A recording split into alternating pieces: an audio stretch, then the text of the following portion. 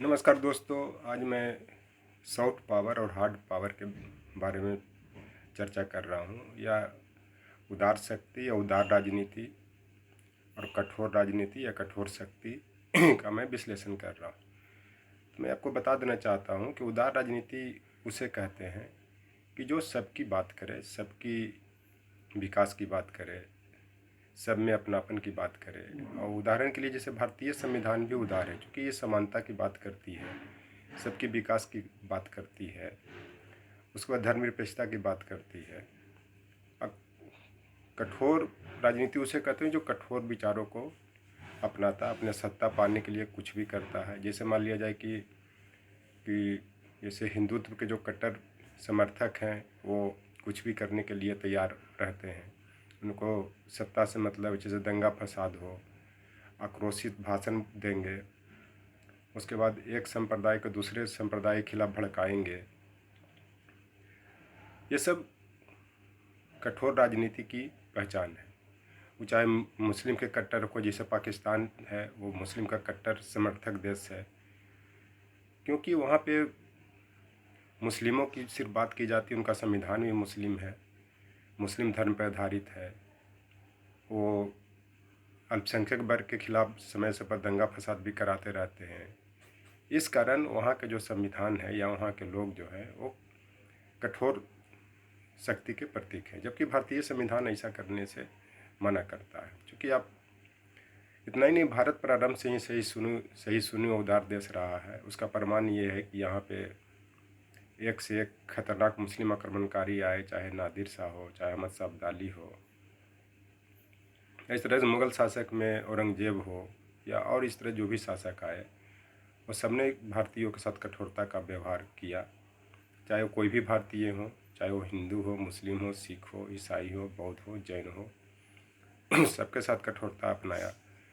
लेकिन फिर भी वो भारत को कठोर देश या कठोर शक्ति के रूप में प्रतिलक्षित करने में सफल नहीं हुए। आज भी भारतीय संविधान उदारता की बात करता है।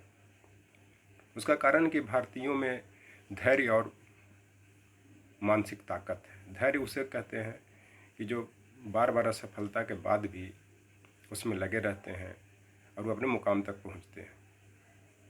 इसी कारण भारत को आज़ादी मिली। महात्मा गांधी ने भी धैर्य के साथ देश को आज़ाद करवाया, लीड किया। इसके साथ साथ जो भी लीडर हुए, चाहे सुभाष चंद्र बोस हों, चाहे जवाहरलाल नेहरू हों, चाहे मोतीलाल नेहरू हों, या जयप्रकाश नारायण हों, चाहे जो भी हो, सब लोग कहीं ना कहीं धैर्य से देश को आज़ादी दिलाने में कहीं ना कहीं धैर्य से काम लिया। मानसिक ताकत उसको कहते हैं कि बार बार तरह तरह के मन में उत्पीड़न आ रहा है या प्रतिरोध आ रहा है, वो निगेटिविटी होता, चाहे शर्म हो, लज्जा हो, डर हो, या और इस तरह की जो नकारात्मक चीज़ है, ये सब चीज़ों पर विजय पाना ही मानसिक ताकत है।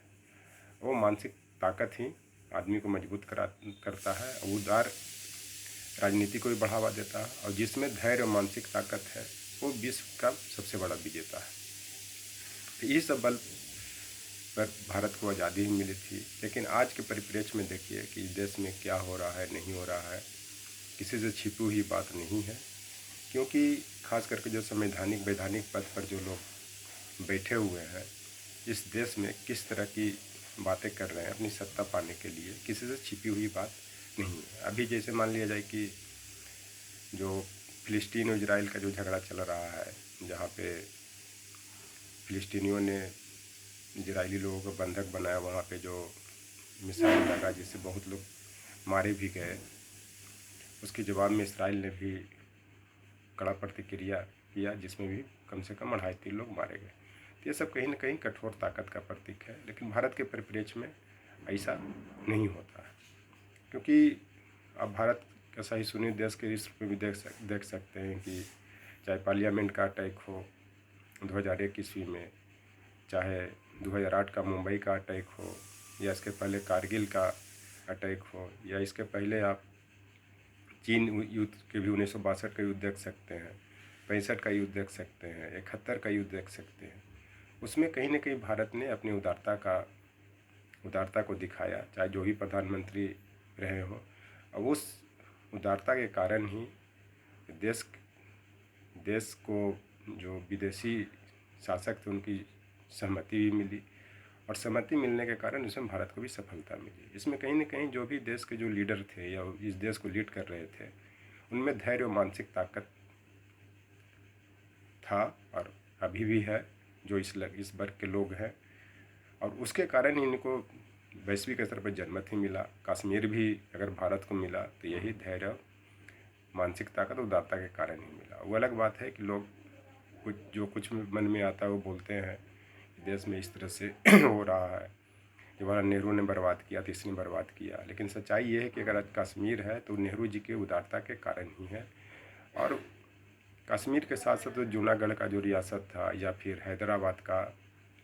हैदराबाद या फिर जो कश्मीर का, वो सब रियासत को जो भारत में शामिल नहीं होना चाहते थे, इसमें शामिल करने का में योगदान कहीं न कहीं नेहरू जी का रहा। और जो भी इस तरह के जो उदार लीडर थे उनका रहा, किसी से छिपी हुई बात नहीं है। और जिसका संविधान में भी जो अनुच्छेद 370 हटाने की बात जो बार बार लोग चिल्लाकर कर रहे हैं कि मैंने हटाया, क्यों हटाया? क्योंकि उसमें अस्थायी रूप से था, ये परमानेंट नहीं था। अगर परमानेंट रहता तो आप इसको नहीं हटा सकते थे। तो इस कारण से कहीं न कहीं उदारता का ही प्रतीक था। अगर उसमें हो सकता कि अस्थायी 370 35 एक कर दिया जाता तो वो उसमें आज हटता भी नहीं। तो ये सब कारण से ले करके ये भारत की उदारता का प्रतीक है, सॉफ्ट शक्ति की प्रतीक है, कठोर शक्ति की प्रतीक नहीं है। लेकिन आज के परिप्रेक्ष्य में जितने भी संप्रदाय रहे, कितना वैमनस्य फैल चुका है, कितने सब परेशान हैं, ये किसी से छिपी हुई बात नहीं है, सब लोग परेशान हैं। तो मैं आपको बता देना चाहता हूँ कि आज के देश में जो दिल्ली या निर्वाचन जिन राज्यों में होना है, वहाँ पे किस तरह से जो बातें हो रही है और किस तरह से इसे चलाने की बात हो रही है, जो दंगा फसाद की बात की जा रही है, ये उदारता का प्रतीक नहीं है। अगर भारत को धर्मनिरपेक्ष बनाना है, भारतीय संविधान को मजबूत करना है, भारत में राष्ट्रीय एकता अखंडता को मजबूत करना है, तो इसमें कहीं न कहीं इस सॉफ्ट पावर को अपनाना पड़ेगा, इसको मजबूती देना पड़ेगा। तो इसी पर एक शेर भी है, पिघलने की जिम्मेदारी केवल चीनी की नहीं होती, दूध की उदारता भी उसमें एक भूमिका निभाती है। मेरा कहने का मतलब है कि जब दूध में चीनी डाला जाता है तो सिर्फ पिघलने की जिम्मेदारी चीनी की नहीं है, ये इसमें कहीं ना कहीं दूध की उदारता भी। उसी तरह से अगर यहाँ चीनी को देख लें, अगर बड़े पैमाने पर देख लें चीनी को, तो ये जनता का प्रतीक है। दूध का मतलब यहाँ शासक का प्रतीक है। अगर चीनी को पिघलने की जिम्मेदारी अगर देश की जनता उदार हो सकती है तो उसके लिए देश के शासक को भी उदार होना पड़ेगा और सबके साथ संभव अपनाना पड़ेगा, समानता अपनाना पड़ेगा। तभी ये देश बचेगा, तभी धर्मनिरपेक्ष देश बनेगा, तभी भारत का संविधान ही बचेगा, तभी देश के लोग ही बचेंगे। इसी पर एक और शेर भी, एक उदारता एक ईश्वरीय गुण है जो बहुत कम व्यक्तियों में पाया जाता है। जो उदारता है वो बहुत कम व्यक्ति में पाया जाता है, बहुत लोग में नहीं पाया जाता है, कारण कि उस सबके उस तरह की पृष्ठभूमि होती है। चूँकि उदारता या मानसिक ताकत और धैर्य एक दिन की बात नहीं होती है, ये लंबे समय से मिलता है। जो शुरू से ही इसको अपनाते हैं उसी में ये देखने को मिलता है। और कहीं न कहीं ये जो शक्ति है उदारता का या सॉफ्ट पावर का, ये कहीं न कहीं ये गॉड गिफ्ट चीज़ है, ईश्वरीय देन है।